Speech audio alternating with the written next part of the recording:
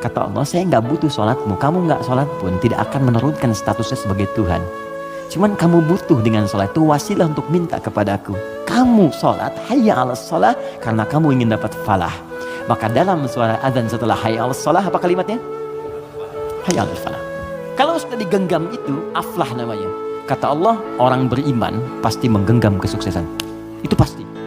Jadi kalau orang beriman sukses itu nggak aneh. Yang aneh itu beriman tapi nggak sukses. Aneh itu. Pasti ada yang kurang menerapkan nilai keimanannya. Makanya Allah turunkan surat orang beriman yang sukses itu. Quran surah ke-23. Al-Mu'minun. Perhatikan pembuka ayatnya. Qad aflahal mu'minun. Aflah. Kata Allah, orang beriman itu semuanya tanpa kecuali pasti akan menggenggam kesuksesan dan kebahagiaan dalam hidupnya. Walaupun definisi sukses itu bisa beda-beda.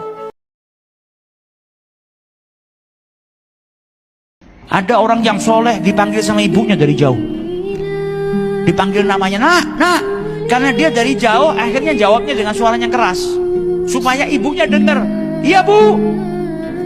Setelah dia jawab, dia keinget dengan ayat Al-Quran. Wala tanharhuma.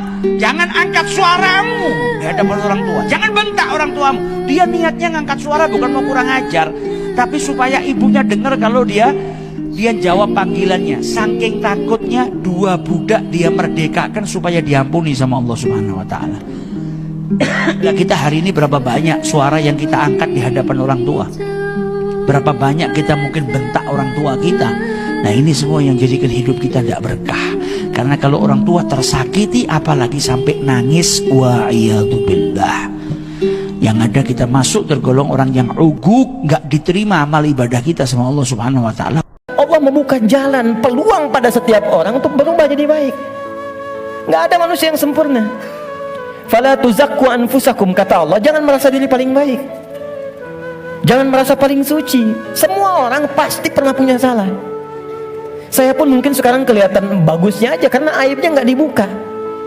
Kalau dibuka mungkin ada katakan nih, ternyata Ustadz ini buruk juga, Ustadz ini kotor juga. Jadi ini peluang dalam Al-Quran menawarkan, ayo berubah jadi baik. Semua orang pasti pernah punya masa lalu yang kelam, tapi orang hebat itu yang bisa merubah yang kelam menjadi lebih baik di masa datang. Karena itu orang hebat disebutkan dalam Al-Quran, orang yang ketika dia merasa salah, dia berubah menjadi soleh. Karena itulah Nabi memberikan isyarat, Allah sangat mencintai pelaku maksiat yang tulus bertobat dibandingkan orang soleh yang tidak pernah merasa salah.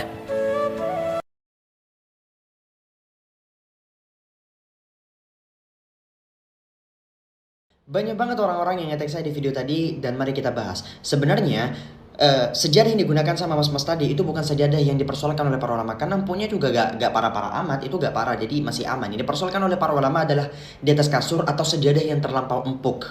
Sejadah yang terlampau empuk. Dan yang tadi itu sejadahnya empuknya bukan empuk yang parah. Nah, jadi gini, salah satu di antara syarat sah sholat orang ketika sujud adalah tidak membawa objek sujudnya. Mahmullah bahasanya. Contohnya, contoh. Biar saya jelasin aja. Saya pakai kopiah begini, lalu saya sujud di atas kopiah ini dengan cara saya masih menggunakan kopiah ini, maka ini hukum sujudnya tidak sah. Begitu pula bagi perempuan yang mukanahnya itu dia bersujud di atas mukanahnya tadi itu juga gak sah. Begitu pula bagi laki-laki yang memakai selendang lalu dia bersujud di atas selendangnya. Begitu pula yang pakai sorban atau apapun. Beda halnya ketika kopiah ini saya taruh di bawah, atau selendang tadi saya taruh di bawah, atau mukanahnya perempuan itu taruh di bawah. Gak sah kan, buka aurat. sorry. Ya intinya itu posisinya ditaruh di bawah. Kenapa? Karena objeknya tidak Anda bawa, objek sujudnya tidak Anda bawa. Beda halnya ketika Anda bawa. Sekarang yang menjadi pertanyaan, kan ketika kita sujud di atas kasur, otomatis kasurnya itu bergerak gara-gara kita. Yang dipersoalkan, apakah kasur termasuk daripada objek sujud yang dibawa oleh kita, atau termasuk daripada objek sujud yang tidak dibawa? Nah, kalau gak dibawa, no problem. Tapi kalau dibawa, di sini ada problem. Di sini saya mengutip dari kitab Fathul Mu'in. Ayolah, anak-anak pesantren pasti tahu lah kitab Fathul Mu'in, karya Syekh Zainuddin Al-Malibadi rahimahullahu ta'ala. Jadi beliau itu menjelaskan di awal-awal mengenai sujud ya. Wajib bagi di setiap rakaat itu untuk sujud 2 kali ala ghairin mahmulillah, atas suatu objek yang tidak dia bawa ya, yang tidak dia pikul. Seperti penjelasan saya tadi. Nah, beliau di sini menjelaskan secara spesifik malah mengenai kasur. Wa in taharraka bi harakatihi walau nahwa saririn yataharraka bi harakatihi li'annahu laysa bi mahmulillah fala yadhurru sujudu alaih. Maka apabila seseorang itu pergerakan tadi itu disebabkan gara-gara pergerakannya, bukan gara-gara dia bawa, walau nahwa saririn, termasuk di sini adalah kasur, yataharraka bi harakatihi, kasur itu bergerak gara-gara pergerakannya, bukan gara-gara dia bawa, li'annahu laysa bi mahmulillah, karena itu termasuk daripada perkara yang tidak dia bawa, objek sujud yang tidak dia bawa, fala yadhurru sujudu alaih, maka sujud di atas kasur ini gak ada problem, gak ada masalah. Kesimpulannya, sujud di atas kasur atau sujud di atas sejadah yang kelewat empuk itu insya Allah tidak masalah. Tapi problemnya adalah yang lebih sempurna adalah kalau bisa jangan sujud di atas sana. Cari yang lebih aman. Karena kamu tetap tidak bisa menyempurnakan sujud kamu di atas kasur atau sejadah yang empuk. Karena ada beberapa titik-titik tumpu yang tidak sempurna ketika sujud di atas sana. Barakallahu fikum. Wallahu a'lam bishawab. Rasulullah SAW merindukan kita, padahal beliau belum pernah melihat kita. Suatu hari Rasulullah SAW bersama sahabatnya menuju Baqi. Lalu beliau mengatakan, wajidtu anni laqitu ikhwani. Aku betapa inginnya berjumpa dengan saudara-saudaraku. Maka para sahabat bingung. Wahai Rasulullah SAW, kita ini apa bukan saudaramu? Nabi SAW mengatakan, antum ashabi, kalian sahabat-sahabatku. Ikhwani alladzina amanu bi wa lam yarawun. Saudara-saudaraku adalah mereka yang beriman kepadaku, tapi mereka belum pernah melihat aku, kata Rasulullah SAW. Allah sangat mencintai para pelaku maksiat yang gemar bertobat dibandingkan orang soleh yang tidak pernah merasa salah.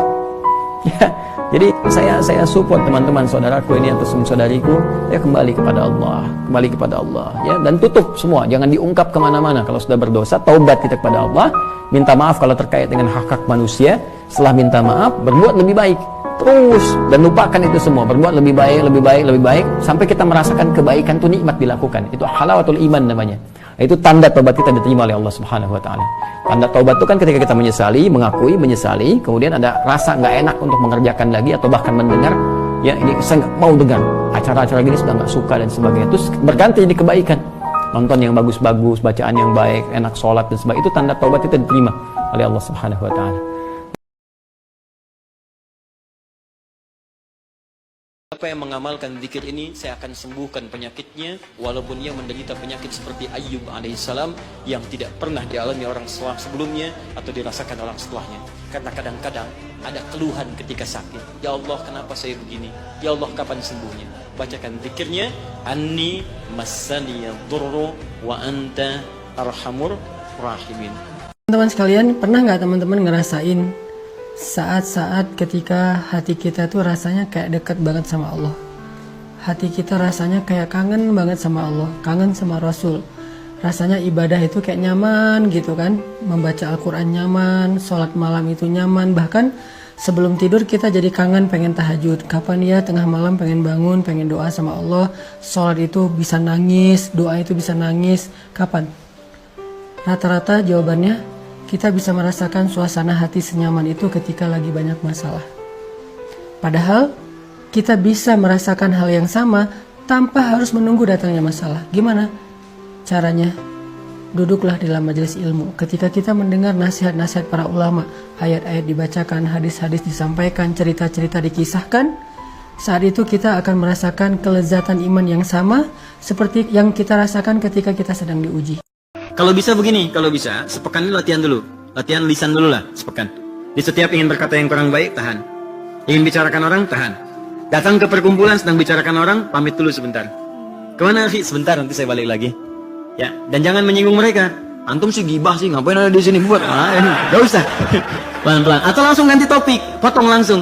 Begitu sedang bicarakan orang, ada kabar nih, masya Allah hadis Nabi gini. Bagus nih pengajian ini, nggak apa-apa. Soleh kamu, bukan, saya masih gitu aja, potong supaya jadi baik. Jelas ya? Nah, nanti pekan berikutnya latihan lagi, turun ke telinga, ya, terus ke mata sebelumnya, lihat mata kan, lihat TV, acara nggak bagus, latihan mata, palingkan channelnya, pindahkan. Ya, nah, kalau Anda sudah bisa memalingkan, itu tahap iman pertama. Kedua, dengan istighfar.